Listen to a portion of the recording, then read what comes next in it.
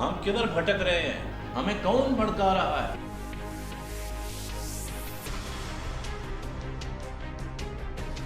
ہم کریں گے کھل کے بات، سچائی اور دلیل کے ساتھ۔ اعظم سواتی صاحب کا استعفیٰ لیا گیا۔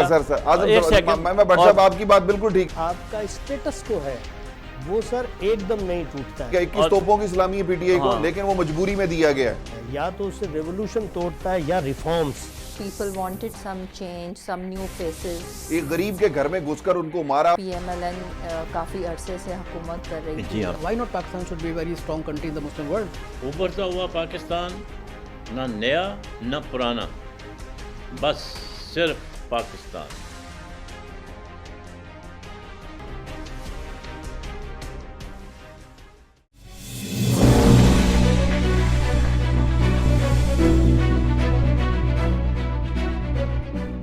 Welcome back. بریک پہ جانے سے پہلے رحیم جانو صاحب سے بات ہو رہی تھی پرائیویٹائزیشن کے حوالے سے، تو انہوں نے بتایا کہ جو منسٹر پرائیویٹائزیشن ہے محمد میاں سومرو صاحب، وہ تشریف لائے ہوئے ہیں اسلام آباد سے، تو انہوں نے ڈنر کیا تھا، آپ بھی انوائٹڈ تھے۔ جی آپ بتا رہے تھے کچھ ادھر وہاں پہ دیکھیں ہمارا جو اسٹیٹ یونٹس ہیں اور اسٹیٹ انٹرپرائزز ہیں نا، اس میں دو چیزیں، ایک تو یونٹ ہے، جی ہاں بالکل، اس کو پرائیویٹائز کر دیں، اس کو کوئی حل پرائیویٹ آدمی لے گا، اس کو اچھی طریقے سے چلائے گا، لیکن اس کے ساتھ اسٹیٹ لینڈ کو نہ بیچیں۔ اس وقت جو لوگوں کی نظریں ہیں، ریلوے ہو، NHA ہو، اسٹیل مل ہو، دوسرے ہوں، وہ لینڈ کے اوپر ہے۔ یہ مافیا جو ہے، ہم نے ان کو کہا یہ لینڈ اسٹیٹ لینڈ کو نہ یہ اسی بیچیں۔ طرح سے PTCL والے جو ہیں وہ ان کی نظریں پراپرٹیز کے اوپر تھیں، PTCL کی، ان کو اس سے غرض نہیں تھی۔ 56,000 آدمی تھے امپلائیز PTCL کے، وہ کٹا کے 18,000 پہ آ گئے۔ 5.1 ملین لینڈ لائن تھی جو 24 لاکھ کے اوپر آ گئی ہیں۔ تو اس کا مطلب ہے کہ انہوں نے، ان کی نظریں کہیں اور تھیں۔ جو آپ نے بات کی، میں آپ کو سرٹیفائی کر رہا ہوں جو آپ صحیح کہہ رہے ہیں۔ 1200 بلڈنگیں تھیں، ہاں جی بالکل، ابھی بینک کی برانچز والی، وہ پراپرٹی کی اپریسیشن کتنی ہوئی ہے۔ لیکن میں کہتا ہوں گورنمنٹ کو میں تو درخواست کرتا ہوں کہ چاہے کچھ بھی ہو جائے، اسٹیٹ لینڈ جو ہے وہ ہماری ایک وقار ہے، وہ نہ بیچیں۔ وہ اس وقت تو پرائیویٹائز ہو جائے گا، پتہ چلے گا وہ انڈسٹری کو اسکریپ کر کے انہوں نے پھینک دیا اور لینڈ میں پیسہ کما لیا۔ آپ اس کو دیں، انڈسٹری دیں، اسٹیل مل دیں یا کوئی بھی انڈسٹری دیں، ان کو بولے انڈسٹری چلا کے بتاؤ، انڈسٹری لو، تھوڑا بہت جو اس کے چاروں طرف لینڈ ہو وہ دے دیں، باقی دوسری جو major chunk of land should not be. 7-8 سال پہلے $300 ملین مانگے جا رہے تھے اسٹیل مل کو ریوائیو کرنے کے لیے۔ ابھی پتہ نہیں ہم نے کتنے اربوں روپے جو ہے اس کو دے دیے ہیں، اور ابھی 4 مہینے سے، جیسے میں نے کہا، لوگوں کو تنخواہ نہیں ملی ہے۔ تو آپ کا بزنس ماشاءاللہ رائس سے ہے اور آپ بہت بڑے ایکسپورٹر ہیں۔ پچھلے 10 سال سے جو اس کی جو سیل تھی آپ کی ایکسپورٹ، وہ $300 ملین تھی۔ ابھی یہ اچانک $2.5 بلین تک کیسے پہنچ گئی ہے؟ کون سی لاٹری نکلی ہے؟ کیا ڈرامہ ہوا ہے؟ اس پہ روشنی ڈالے ذرا۔ دیکھیں بٹ صاحب بالکل آپ نے صحیح بولا۔ جب میں پہلی دفعہ چیئرمین بنا، میں 2 دفعہ بن چکا ہوں ریپ کا چیئرمین۔ پہلی دفعہ چیئرمین میں جب میں بنا تو $300 ملین کا ہمارا ایکسپورٹ تھا، اور ہم نے پورے پاکستان سے لوگوں کو بٹھا کے دماغ لڑایا کہ اس کی فورسفل مارکیٹنگ کیسے کریں۔ رائس کے بارے میں ہمیں ایڈوانٹیج یہ ہے کہ this is not our staple food, تو حکومت نے بھی ہم کو کھلی چھٹی دی ہوئی ہے کہ آپ اس کو جتنا مرضی ایکسپورٹ کریں۔ ہمارے جو میں بتاؤں پروڈکشن ہے 65 لاکھ سے 68 لاکھ ٹن، اور 40 لاکھ ٹن ہم ایکسپورٹ کر دیتے ہیں، اور 23 سے 24 لاکھ ٹن ہمارے لوکل لوگ کھاتے ہیں، 2-4 لاکھ ہر سال ٹن بچ جاتا ہے۔ تو اس میں کوئی ایسی الارمنگ سچویشن نہیں ہے۔ اور ہم نے پھر 14 کنٹریز میں 22 شہروں میں ہم نے بریانی فیسٹیول کیے، تو یہاں سے کوک بھیجے، یہاں سے رائس بھیجے، مسالے بھیجے، وہاں پہ ہم ایونٹ کرتے تھے، کوئی اسپورٹس ایونٹ ہو جائے، کوئی بڑے بڑے شاپنگ مال ہوں، وہاں پہ ہم بریانی بنا کے پبلک کو فری میں بانٹتے تھے۔ تو اس سے ایک بہت بڑا جمپ آیا۔ ایک مثال دیتا ہوں چائنا کی۔ چائنا ہمارے ایکس چیئرمین، کیونکہ میں گروپ کا بھی چیئرمین ہوں الحمدللہ، تو ایکس چیئرمین رفیق سلیمان صاحب چائنا باورچی اور لے کے گئے، اور 30,000 ٹن کا ہمارا ایکسپورٹ تھا۔ With in 2 years we crossed 500,000 tons, کسی due to the marketing of our rice. تو الحمدللہ اس سے ہم نے بڑھایا، اور اب ہمارا ویژن جو ہے وہ 4 بلین کو کراس کرنا ہے۔ 3-4 مہینے پہلے ہم نے بریانی فیسٹیول ایک गवर्नर हाउस कराची में किया, जहाँ हमने पूरी हमारी प्रेजेंटेशन गवर्नर साहब को दी। प्रेसिडेंट साहब के साथ हमने एक प्रोग्राम किया है लास्ट दिसंबर में, और अब दोबारा एक होने वाला है, उनको भी हमने पूरी बताया। प्राइम मिनिस्टर साहब भी जानते हैं। तो ये समझे कि यूनिटी और जहद मुसलसल करके हमने ये 2.5 बिलियन पे 2.25 बिलियन पे पहुंचाया है। और अगर आप अनडॉक्यूमेंटेड ट्रेड ले लें ईरान बॉर्डर की और अफगानिस्तान बॉर्डर की, तो वी हैव क्रॉस 3 बिलियन अल्हम्दुलिल्लाह, और हम उसको और भी आगे बढ़ाएंगे। और हमने बड़ी प्रपोजल्स और तजावीज़ दी हुई हैं, और उम्मीद है कि हुकूमत उस पर अमल करेगी। अच्छा, एक और कनेक्टेड सवाल है, क्योंकि आप बिजनेसमैन हैं, स्मगलिंग जो है पाकिस्तान में बड़ी ज़बरदस्त होती है, और कस्टम वाले हों दूसरे हों एजेंसीज हों आके रेड करते हैं। कभी मोबाइल फ़ोन ले जाते हैं, कभी कपड़ा ले जाते हैं, कभी कोई चीज़ें ले जाते हैं। कभी सवाल ये पैदा होता है, अपना घर क्यों नहीं सीधा रखते? मतलब who is responsible to stop this smuggling? कैसे आ सकती है? हवा से पैराशूट के ज़रिए तो नहीं चीज़ें आएंगी ना, या सी पोर्ट से आएंगी, या एयरपोर्ट से आएंगी, एयर फ्रेट यूनिट से आएंगी, यही जगह है ना, या ऊँटों के ऊपर आएंगी, या ट्रकों के अंदर आएंगी। उस सुई तो नहीं है ना जो नज़र नहीं आती। इसका मतलब यह है कि there is something wrong with the agencies which is controlling to stop this smuggling. नहीं, क्लियरेंस पोर्ट पे और दूसरी जगहों पे ज़रूर देयर इज़ सम लीकेज, मगर ज़्यादातर हमारा एक बहुत बड़ा बॉर्डर है ईरान अफगानिस्तान, और जो समंदर का ट्रेड है अपने मुल्क के अंदर तो आना है ना। हाँ, वो बिल्कुल मैं आपको बात एग्री करता हूँ, लेकिन मैं अब इससे मैं आपकी बात से डिफ़र करता हूँ। ये छापे और जो मारते हैं ना, वो एक्चुअली सही है। आप देखें, अगर आप जाएं तो इलीगल इम्पोर्टेड स्टफ बहुत कम है, और उसी की आड़ में उसी के डॉक्यूमेंट्स के ऊपर स्मगल शुदा। नहीं, वो तो आप कह रहे हैं कि मैं ये नहीं कह रहा कि छापे क्यों मारते हैं। मैं तो ये कह रहा हूँ, मेरा ये सवाल है कि छापों की नौबत आनी नहीं चाहिए ना। ये इतनी जो लार्ज स्केल स्मगलिंग के आइटम्स आपको बाज़ार में मिलते हैं, वो मतलब कैसे आते हैं? जब तक एक एजेंसीज इन्वॉल्व ना हो, कनाइवेंस ना हो, एक आप पेन नहीं इंपोर्ट कर सकते, बाहर से ला सकते जेब में डाल के। आप बात क्या करते हैं सर? तो ये मतलब ये है कि इसके ऊपर गवर्नमेंट का कोई ध्यान नहीं है, खाली पोस्टिंग ट्रांसफ़र कर दी, उस कलेक्टर को उधर लगा दिया। अरे जो रूट काज है कि जहाँ से स्मगलिंग हो रही है उसको आप रोकें। अफ़गान ट्रेजर के आपको पता है ड्रामा क्या होता रहता है, वो कंटेनर निकलता है और इधर चला जाता है डिफेंस के बदले में। सबसे बड़ा कॉज वही है। जी हाँ, वही कॉज है। तो इसको फिर कैसे करेंगे आप? अच्छा, आप ये बताएं कि हमारे तो भारत के साथ बड़े ताल्लुकात अभी आजकल बड़े ख़राब कशीदा चल रहे हैं, और हमने उनकी एयर स्पेस भी बंद नहीं की है, ट्रेड भी चल रहा है थोड़ा बहुत,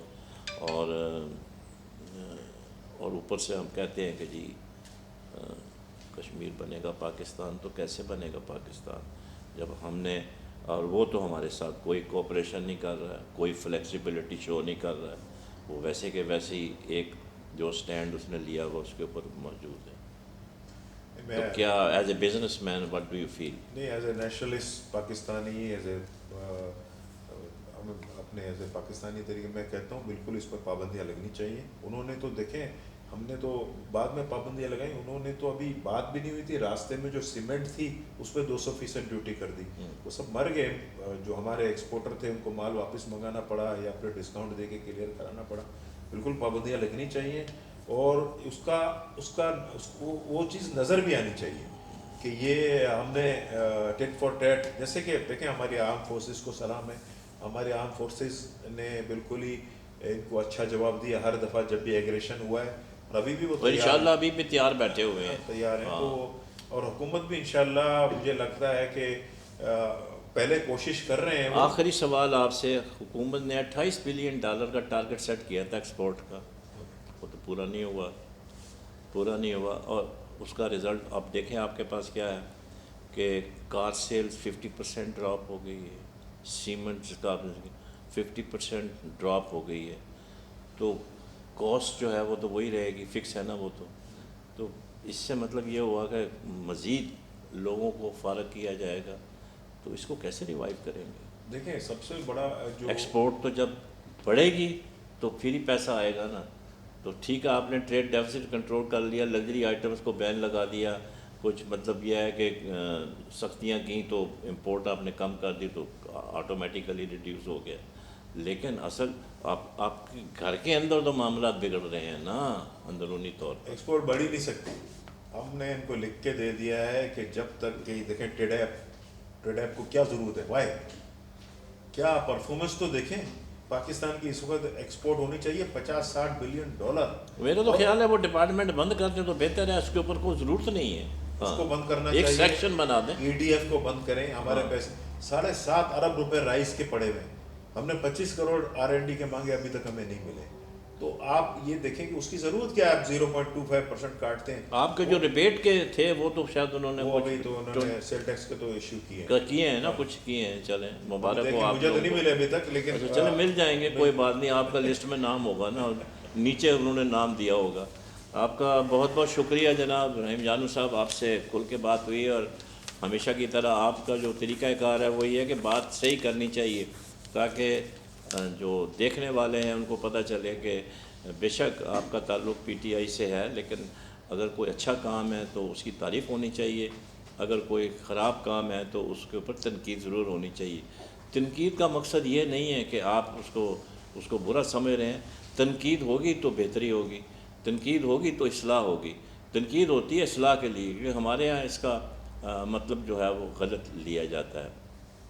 جیسے آپ نے کہا کہ پاکستان ایک بہت اچھا ملک ہے، بہت اچھا ملک ہے، اور ہی از ویری ہوپ فل کہ ابھی اس حکومت کو 1 سال ہوا ہے، اس کو مزید وقت دینے کی ضرورت ہے. بالکل یقیناً وہ 5 سال کے لیے آئے ہیں، اور جو اپوزیشن کی جماعتیں ہیں وہ اکتوبر میں آپ نے دیکھا ہوگا فضل الرحمان صاحب جو ہیں وہ اسلام آباد لاک ڈاؤن کرنے کی باتیں کر رہے ہیں، ڈی اسٹیبل کرنے کی Day 1 سے کوشش کر رہے ہیں. وہ مطلب وہ چیز صحیح نہیں ہے ملک کے لیے. اور پھر اس وقت ملک ایک کرائسس سے گزر رہا ہے، بھارت کی طرف سے بہت تھریٹ ہے، جیسے اس کا انہوں نے بھی ذکر کیا کہ کوئی ایسی بات وہ کر سکتا ہے. لیکن الحمدللہ ہماری جو آرم فورسز ہیں وہ اچھی طرح سے تیار ہیں. لیکن ساتھ ساتھ یہ بھی ضروری ہے کہ حکومت جو ہے نا وہ سولو پرواز نہیں کر سکتی. پارلیمنٹ جو ہے وہ composed of all the political party, اور اپوزیشن جو ہے وہ فیوچر گورنمنٹ ہوتی ہے، تو ان کو بھی ساتھ لے کے چلنا ضروری ہے. اور ہم اس پروگرام کے حوالے سے حکومت کو یہ مشورہ دینا چاہتے ہیں کہ وہ اپنے اندر ایک فلیکسیبلٹی لے کر آئیں، اور اپوزیشن کے جو ممبرز ہیں، جو ان کی پارٹی ہیڈز ہیں، ان کو اپنے ساتھ ملائیں. اور جب تک آپ ایک پیج پہ نہیں ہوں گے اس وقت تک جو ہے معاملات جو ہیں وہ صحیح نہیں چل سکتے. اور دوسرا، جو وزیر اعظم صاحب نے وعدہ کیا ہے غریب عوام کی حالت بہتر کرنے کا، وہ اب ان کے کپڑے بھی پھٹ چکے ہیں، پاؤں میں سے چپلیں بھی ختم ہو چکی ہیں، کھانے کو گھر پہ نہیں ہے ان کا. اور پھر عام آدمی کی تنخواہ جو ہے وہ 15,000 مقرر ہے. خدا کا خوف ہونا چاہیے. ایک آدمی ہے، اس کو آپ 20 لاکھ دیتے ہیں، اس کے بھی وہی پیٹ لگا ہوا ہے، اس کے بھی وہی 3-4 بچے ہیں، اس کو بنگلہ بھی ہے، گاڑی بھی ہے، پیٹرول بھی مفت ہے، پتہ نہیں کیا کیا ہے. ہمارے یہاں کوئی ریشنل نہیں ہے. اس کے اوپر بھی ایک کمیشن بٹھانے کی ضرورت ہے. کسی کی بھی سیلری جو ہے 5 لاکھ سے اوپر نہیں ہونی چاہیے.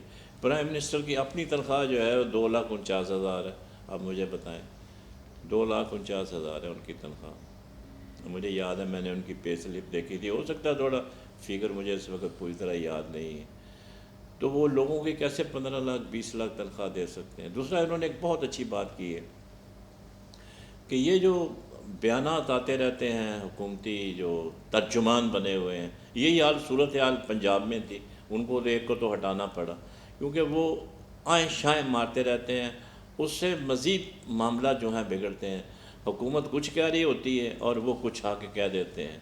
جس کا جو ڈومین ہے وہ اس کے اندر ہے، وہ کہتے ہیں جی آپ اپنے ادارے کی بات کریں، آپ کا یہ کام نہیں ہے کہ آپ ہر ایک کے بارے میں، ہر منسٹری کے بارے میں منہ کھولیں.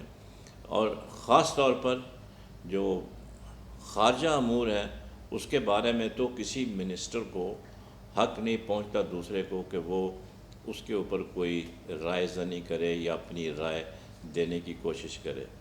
تو ہم امید کرتے ہیں کہ جیسے جانو صاحب نے کہا کہ پاکستان ایک اچھا ملک ہے، یہ یقیناً بہت بڑی انہوں نے بات کی ہے. اس کا اندازہ آپ کو اس وقت ہوتا ہے جب آپ اپنے ملک سے باہر جا کر دیکھتے ہیں کہ آپ کے ساتھ کیا ٹریٹمنٹ ہوتا ہے. یہاں آپ جہاں چاہیں کھڑے ہو جائیں, جہاں چاہیں گاڑی کھڑی کر لیں, جدھر چاہیں مکان بنا لیں, جس جگہ پہ چاہیں قبضہ کر لیں. ایسا ملک آپ کو نہیں ملے گا. اگر ملک ہے تو ہمیں اس ملک کی عزت کریں, اس سے پیار کریں, اس سے محبت کریں. بہت بہت شکریہ. پاکستان پائندہ باد.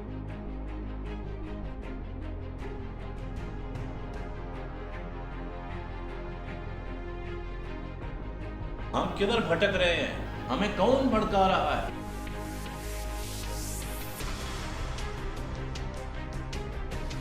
ہم کریں گے کھل کے بات, سچائی اور دلیل کے ساتھ. اعظم سواتی صاحب کا استعفیٰ لیا گیا. ایک سیکنڈ, میں بٹ صاحب آپ کی بات بالکل ٹھیک. آپ کا اسٹیٹس کو ہے وہ سر ایک دم نہیں ٹوٹتا ہے. 21 توپوں کی سلامی ہے پی ٹی آئی کو, لیکن وہ مجبوری میں دیا گیا ہے. یا تو اسے ریولوشن توڑتا ہے یا ریفارمز.